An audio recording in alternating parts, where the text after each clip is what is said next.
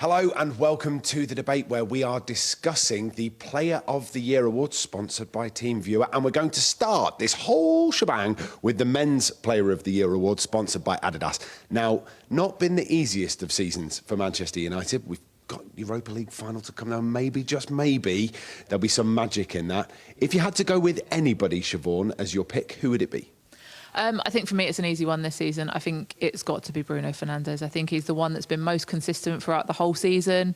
I think, yes, as you said, it hasn't been the easiest of seasons. No one's really been an absolute shining star throughout the whole time. But I think if you want to look at one player that's really galvanised the team in certain moments, scored goals, got assists, been really regular and consistent with his performances, it's got to be Bruno Fernandes. Any advances on Bruno Fernandes from either of you two gentlemen? Carl? Sometimes I thought Amad Diallo could put a case, but unfortunately that ankle injury meant he didn't necessarily have the body of work to get there. Mazraoui has been incredibly dependable. When you consider when the deal was done, there were some concerns about his injury record at Bayern Munich and the fact that he hadn't played that many games in a single season for Ajax. But here we are, and he's started more than 50 games now. Amorim very often talks about how exhausted he is at games. He often uses the word dead. So I think he's had a very good season. But no, it's got to be Bruno Fernandes. Bruno Fernandes has always been good in the Manchester United shirt. I think some of the stuff he's doing this season has been genuinely great. I did not think he'd be this good in this deeper role in midfield too. I've left you to last because you're sitting right underneath his shirt there. So yeah, it's got to be Bruno. You know, not just that he's the guy that stepped up this season. He's always fit. He's always available. He wants to play every game, even when the going's been tough. But he's the standout player. He's the one who wants the ball. He wants to score. He wants to assist. He wants to run. And you can't say that about everybody this year. A close second, Amad, if he was fit. For me, if he would have stayed fit, I do think we would have won more games because I think he's a real threat.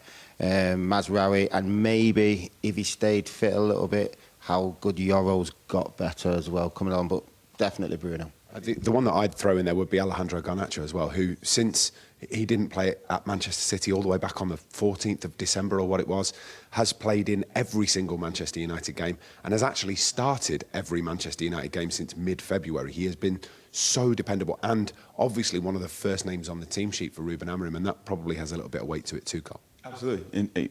Amorim is often talking about how he's so dangerous in the transition. You give Garnacho space to run into, or Garnacho run against tired legs, that's a problem. His ability to get on the end of chances and to generate his own shots puts him ahead of some of the other forwards in not what's been sometimes a difficult goal-scoring season. Garnacho's a pest, and I mean that in the nicest way. If you're a defender and you have the ball, you know Garnacho is going to be there running at you. If you're a defender and Garnacho's got the ball, you know, oh, he's going to run at me again, isn't he? And he's going to challenge you to the byline. He's going to try and get outside. He's going to try and cut inside and shoot. And I think, yeah, if you're a defender, Garnacho's really, really annoying, which is really important if you're a football team that wants to score a lot of goals. I think you spoke before about Bruno Fernandes and being available. Same with Garnacho, the robustness of him, the ability to be ready to be selected week in, week out. And I think that's what the team, the squad has struggled with a bit this season. There's been lots of injuries, lots of players out. Can players be more robust and more ability to put themselves in contention to play as many games as some have been playing? Any further on Garnacho? He's been brilliant, hasn't he? Yes, and like I say, he's so young. He has been probably used a little bit too much than what the manager would have wanted with injuries. But again, he's the guy that, when we are playing bad, you give him the ball, and like you said, he gets you up the pitch. His first intention is to get it, okay, let's get 10 yards up. And to me, there's only Ahmed and Garnacho that sort of do that in the team, in the system at the moment.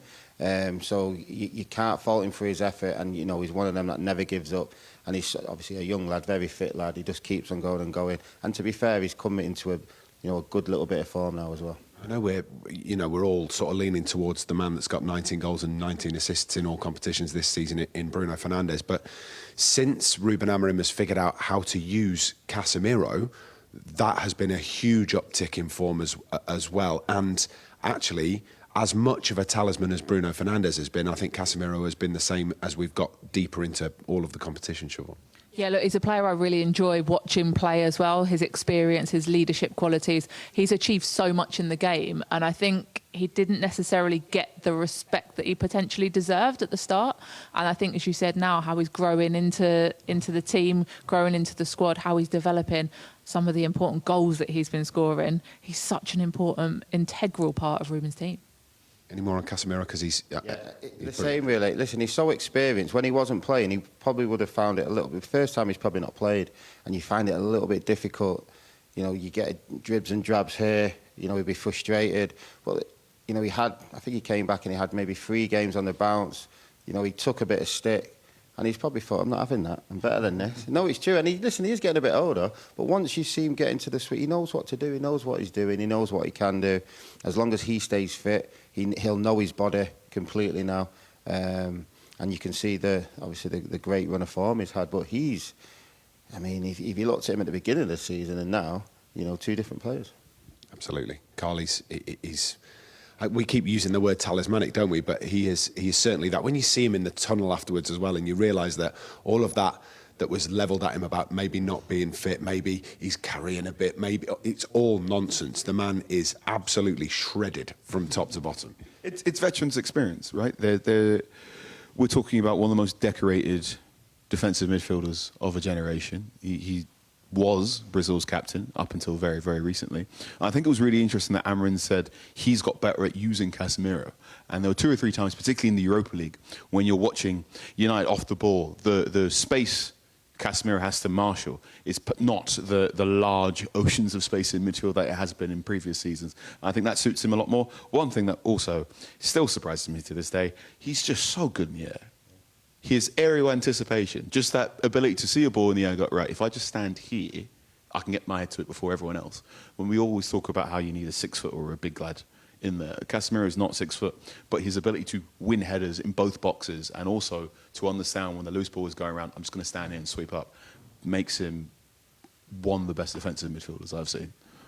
I've left the biggest challenger, I think, until last here because there is one player who has really stamped his mark on this season and maybe, but for injuries, would be head and shoulders above Bruno Fernandes even. And for me, that's Harry Maguire, who, as the season has gone on, has just got better and better and better. He is solid and dependable. He's a leader at the back. He provides everything that you could want from a central defender in this Ruben Amorim system, doesn't he? I think you've also forgotten his versatility there. He's also a right winger and a centre forward, isn't he? Yeah. But that adds to it as well, the fact that when things are getting difficult, when things are near the end of a game and you need someone to do something a little bit different, Harry Maguire, stick him up there. And he has been providing for Manchester United, but he's been dependable at the back. And again, it's that kind of the robustness, the ability to play week in, week out. And that's what, as a team, players on the whole need to improve at, need to get more robust, more fit, more able to meet the demands of Ruben Amorim's style, perhaps. But he's been very, very good. We talk about Harry Maguire, and when we look back at his career, we think about how much of a goal scorer he was from centre-half for Leicester. Actually, he needs one more goal for Manchester United this season, and it will be his best scoring season since 2013-2014 when he was playing for Sheffield United. And that just goes to show how much he has contributed, Carl. And there's a certain big game I wouldn't mind Harry Maguire scoring in coming up soon. Look, it's similar to Casemiro. His ability in both boxes is really, really important. I think someone once described his forward as like a magnet in the penalty box. You whip it all and it just goes bang. He's nicknamed Slabhead for a reason. And you're totally correct. We know what we're going to get from Harry Maguire as a defender. We know my good friend Tom likes to describe him as a meat and potatoes centre-back. So he tackles hard, blocks off all space for anyone, and he makes it really, really hard for you as a striker to get past him. And I think he's had a really good turnaround, and 2025, as we're still going, is looking like a good year for him. Yeah, and mentally as well, how he's come out of what he's been through. A lot of stick, but I do think this formation has helped him. You know, sticking him in the middle, and like you said, sometimes up front. But I think the players understand as well. If you put the ball in his area, I'm not saying he's going to score when he's up front, but he'll get his head on it. How? He just does. But he will, you know, he gets in the right positions. Okay, it's a little bit different when, you know, there's a counter-attack and there's only him at the back. Yeah, do you know what I mean? But that's going to be difficult for any defender. He gets a lot of stick for that, maybe because he's a bit bigger than everyone and he doesn't look as fast. But in general, his positioning is very good. He's good one-on-ones when the ball's getting played up to strikers. He's strong. You know, he can control the ball. He does everything pretty good.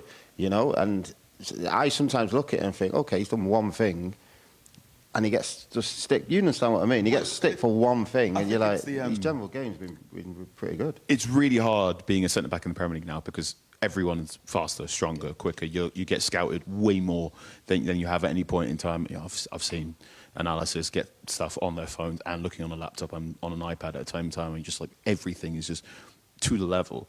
And I think when you are Harry Maguire and you've played so much football, yeah, okay, there have been times where things that you are not the strongest at have been put under a microscope. And I think someone once put it to me this way: it can be really hard if you make a defensive error and it's memorable.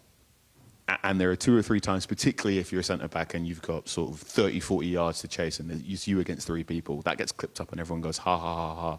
Whereas if the very clever tackle you make just before a throw-in, where you just shift 2 yards to the left and then before the throw is even made, you've already cleared the ball, that doesn't get remembered as well. And I think that's the thing with Harry Maguire is he does the simple stuff really, really well. And I think if you're a defender and you're playing next to Harry Maguire, because you know his game in and out, it just makes it so much comfortable for you. I mean, if you were playing next to Harry Maguire, you'd be going, right, okay. I'm happy because I know what he's going to do. Exactly. Yeah. And if that ball has gone down the side, I'm already anticipating to try and help out in whatever way. And that's probably where we can get a little bit better as well. But you know, for instance, if he's one-on-one with his guy and he's just coming to get Harry's, he's going to keep that there. He's good. Yeah. He's gonna if he doesn't make the stop, he at least does the delay that you want, and that's good from a centre back. I don't know whether we've made this easier or harder for you to make a decision on the Men's Player of the Year award, sponsored by Adidas. You can make your choice right now. It's available to do so on the Manchester United app and manunited.com. Get yourself over and get it voted.